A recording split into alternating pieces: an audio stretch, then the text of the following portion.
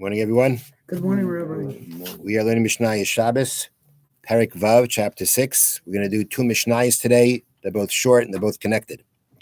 Mishnah Vav, Mishnah 6. I'd like to dedicate this morning's learning in memory of my mother, Mrs. Shalamas Rabinowitz, Shalamas Mas Rabbi Yaakov Eliezer.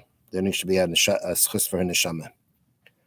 Okay, so we've been continuing the discussion of the has been about carrying things out in the public domain on Shabbos, what you may wear, what you may not wear. So now Mishnah Vav begins, Yotzin b'selash al hatzinis. One may go out with a coin on a tzinis, which means on a wound. Apparently there was a practice that they would tie a coin onto a wound and for healing purposes. So explain here on the bottom, the image that protrudes from the coin, the fact that it's made of silver, which generates moisture, and its hardness, all combine to heal and protect the wound. Since the coin is tied to the foot for healing purposes, not considered a carried item, rather like an article of clothing or jewelry. Meaning, you're tying it on. It's not loose. If it's loose, it's going to fall out. You may come to carry it. It's tied on, so there's no issue of that. And we don't consider it a burden. We consider it like a piece of clothing or jewelry because the person who's wearing it, it seems to be women did it, they're doing it for healing purposes, and therefore it's not considered a burden. It's considered like a garment.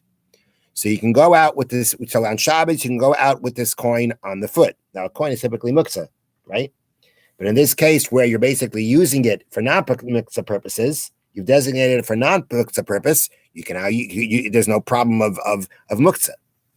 Habanais, next case. Habanais katanais yoitzais bechutin. Young girls can go out with the strings, and even with pieces of wood shabaznayan in their ears. Times in Mishnah, it seemed like they used to pierce the ears of the girls when they were very young, but they didn't wear the earrings until they were older. So you got to make sure that the hole doesn't close up. So sometimes they put like a piece of string, which was actually decorative. And I guess if they were really poor and they couldn't afford it, instead they put these little pieces of wood in. Either way, we say that they can go out with it on Shabbos. We're not allowed to allow even a young child to be machal to desecrate Shabbos. You can't allow them to carry something in the street, in a public domain. Again, I guess depending on the age, but at a certain point of age, they could be very young, but again, young enough that they have a certain understanding of things, and therefore we may not allow them to go ahead and carry out things on Shabbos. Nor could we put it into their hands of a very young child to carry something for us out on Shabbos. So the point here is that these things that the girls are wearing are not considered a burden.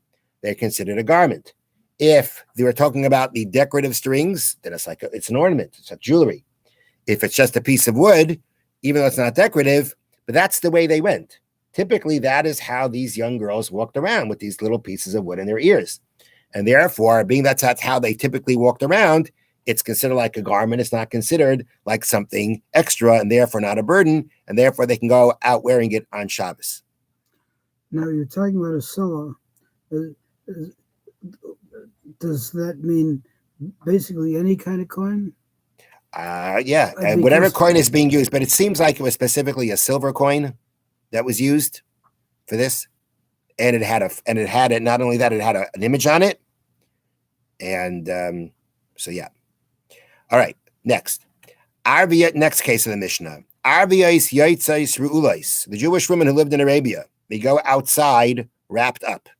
Now, the way the local Arabian women went, that's the way the Jewish women went. And they went all wrapped up. That means that their entire faces were wrapped up, only allowing their eyes to be seen. So if the women who live in Arabia go out like that on Shabbos, that's the way that's worn. It's a garment. It's not carrying on Shabbos. Umadiyais perufais. The Jewish women who live in Medea, they go out perufais. Perufais they translate as fastened, which means like this. In Medea, this is how they explain it here. Women would press a round object, such as a stone or a nut, against the inside of their cloak to create a bulge or protrusion on the outside. This served as a makeshift button around which a strap was wrapped to keep the cloak from falling off. Meaning, I'll show you the picture here. And you can see it well here. You see this picture on the bottom? So it's not the face is uncovered, right? Yeah. But it's a wrap. It wraps around, one side of the wrap wraps around under her head. The other side of the wrap comes around across. And to keep it from falling, they fastened it on too. So one end had a strap, right? The other end had that nut or that rock that was bulging out. Or knob. Whatever it was. And they would go ahead and wrap the string around. That's how it stayed on. So we're saying that also, that means that rock or nut that's in there, it's not called carrying, right? It's called wearing because it's part of the garment of keeping the garment on. The truth is, this halacha does not only apply to women who live in Arabia or women who live in Medina, applies anywhere. If somebody goes out wearing in that manner, being that is a way of wearing these kinds of clothing, may be more common in other places than here, than in the place where you are, but being that that's the way it is worn in that way in places, therefore, any place that a person wears in that manner is not considered carrying, it's considered wearing. And therefore, in both these cases, the women can go out wearing it. Now, Mishna Zayin, Mishna 7. Toirefes al ha'even v'ala egois v'ala matbeya. A woman can fasten her, the cloak, al ha'even, on a stone, v'ala egois, or on a nut, v'ala matbeya, on a coin. Ubilvat she'tifref l'chatchila b'Shabbos, as long as she doesn't first do the fastening on Shabbos. That means it hasn't been fastened before Shabbos. If it's already fastened before Shabbos, she can go out wearing it on Shabbos. But to actually go ahead and fasten it on Shabbos, that she can't do. Now let's back up. We have a principle in the laws of Shabbos called muktzah. There's certain things that are set aside. There's certain things that we may not move on Shabbos because they're not a utensil, they have no use. So for instance, a rock is muktzah on Shabbos. A coin is muktzah on Shabbos. You can't use a coin on Shabbos. Both of them are muktzah on Shabbos. Nonetheless, in both these cases, we are saying that the woman can wear the coin or wear the rock for the purposes of fastening the cloak onto it. So though it's muktzah, we still say that, although typically it's muktzah, in these cases where we're using it for a permissible purpose, we say it's okay. However, the Mishnah says it's not going to work if you're first doing this on Shabbos. Now, that means like this. That means, as we said, the coin and the rock are both the coin. Let's talk about the coin because that's really what the Mishnah is talking about. The Mishnah at this point, when it says, as long as you don't wrap it on Shabbos, is talking about the case where you're wrapping it around a coin. Now, a coin is muktzah. We want to say that, okay, but now that I've designated it to use it as a button, then it shouldn't be muktzah. So in order to be able to take a coin and change it from its status of being muktzah to permissible, because you now turned it into something permissible to use, like a button, you can't just designate it for that. You have to actually use it for that. So therefore, I cannot first take the coin on Shabbos, even if I decided that I want to use the coin for the button. I cannot, on Shabbos itself, take the coin and then use it to wrap around the cloak.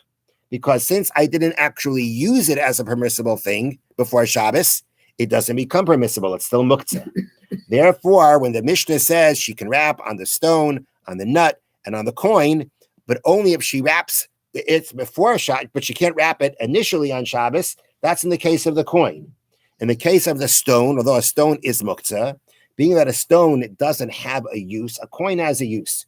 So therefore, if you want to change it from its status of muktzah as a coin to a button or something to fasten on, then you need not only a designation in your mind, you need an action to change it. However, if you're talking about a stone that has no purpose unto itself, there it's enough to designate it. So therefore, if you designate the stone before Shabbos to use it to wrap the cloak, she could first wrap it on Shabbos itself. When it comes to the nut, there's no question. A nut is a food. It's not muktzah. So therefore, 2 out of the 3 things mentioned in the Mishnah, you actually could initially use them on Shabbos. You could, for the first time, wrap, meaning first time, meaning you don't need to have it wrapped before Shabbos. You could actually first wrap it on Shabbos. In the case of the coin, that's what the Mishnah says. You can wrap around it as long as you wrapped it and you fastened it before Shabbos, which means you actually used it as the button, and therefore now it's no more muktzah. Have a wonderful day and a wonderful Shabbos. So you could use it on Shabbos if you use the coin, let's say Friday or